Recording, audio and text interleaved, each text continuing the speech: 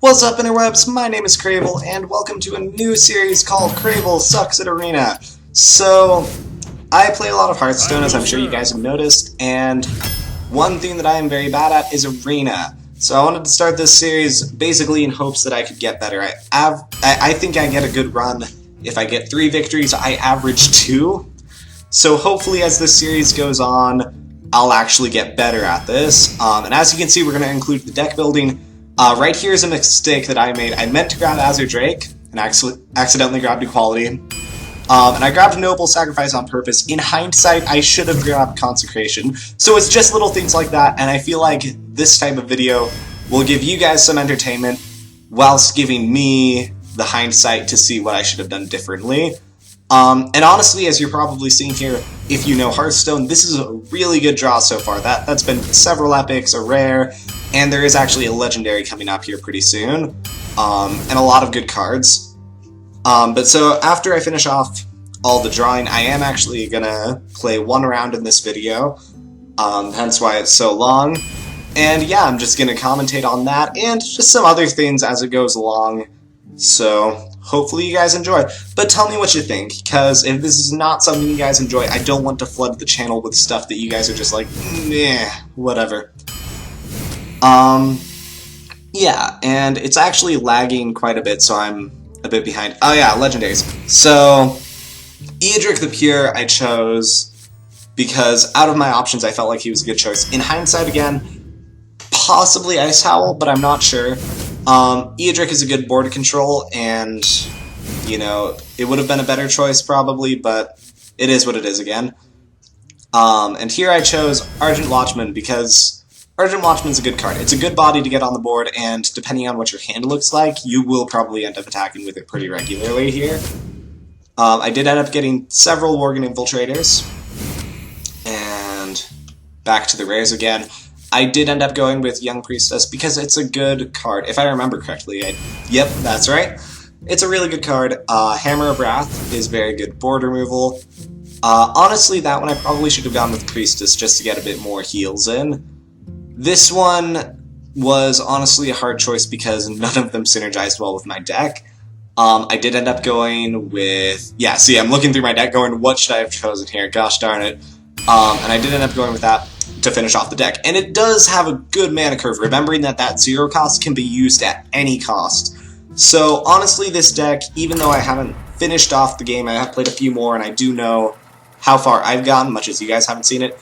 It's a solid deck, but it hasn't been working so well for me, as you'll see here soon. This first one, actually, I lose, and I don't remember it fully. I've attempted to load up the video. It should play reasonably smoothly for me, so hopefully I'll be able to commentate on it and just talk about that with you guys. So again, first round we have me playing as Uther versus Thrall, and we get the first draw here.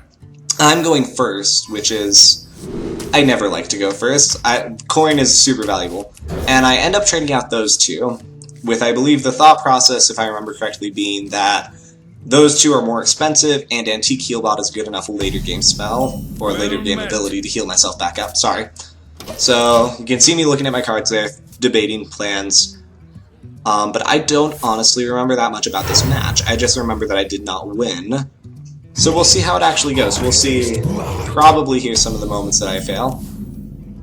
Alright, so he lays out the Corrupted Worgen. I put out my Ghoul, which is honestly a reasonably good counter. You know, the 3-1 would tend to bait that out, and it does.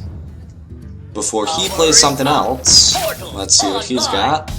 Mech Warper, alright, alright. And I'm looking at my cards, and... oh, I got that on the draw, so I go ahead and use it. And honestly, in Arena, from what I've seen so far, and correct me if I'm wrong, you're gonna want to control the board as best as you can. If you can control the board with powerful minions, then you're gonna win. I also loved this minion, because I'd heard about... I rarely play with sound on, and I'd heard about its battle cry, that it had the, let's see, here I think... oh yeah, I do that. I'd heard about its battle cry that it was Tracers, but it was just such a joy to hear. So I play that one because it's a good body. And again, that's a lot of the focus of Arena. It's a good 5-5 with the spell that I don't think he's going to be able to counter here, so he's looking at what he's got. Alright, Puddle Stomper. And yeah, he's got a reasonably good... And here again, had I taken Consecration, that would have been a super good counter for this situation, but I did not have it. So, all in all, that's a deck that looks good, but probably is not that good, which makes me sad. But it's still the learning experience. Hopefully by the end of this, my goal is to get a run that I get 6 wins, which I know is still low by some people's standards, but it's a hope of mine. It's something that I can dream about, right? So let's see what's going on here. This was a play that confused me at first, but in hindsight I get what he was doing. He was maintaining his Wind Fury guy while still trying to get rid of my big threat. So I go ahead and drop Antique Healbot, and you can see me debating it. You can see me trying to think, well, what if I did this? But in the end, I drop Antique Healbot, deal with his Wind Fury, and then deal with his Cavalry, right? Leaving that 4-4 and that 3-3. So it's honestly not an ideal situation because he's still got card advantage and board advantage at this point. But it does heal me back up, and he pulls Pilot Shredder. So, Shredders are an interesting one to note because they are a very good minion. And, you know, I have heard people say they're unbalanced. They are not, actually. If you pay attention to stat-wise, they're pretty much right there with their bonus and everything. And they might be a bit more worth the cost than anything else, but they're not over the cost, and I'd have to think of the exact minion to reference here, but there is one that is, I believe, what is it? Totem Golem has comparable stats, and is worth 2 with 1 Overload, or with 2 Overload, I think, I forget, but basically it is a comparable cost with the bonus of an extra minion, so it seems like a very powerful minion, and it is, because it gives you a good minion with resistance to board clear, but it is actually within cost, so just an interesting note there. Let's see, we got Mad Scientist and the Recruit on the board. He's looking at what he's got, and if I remember correctly, he's gonna have something... I forget what exactly he has, but I remember, if I'm correct, he has a spell that he's considering here.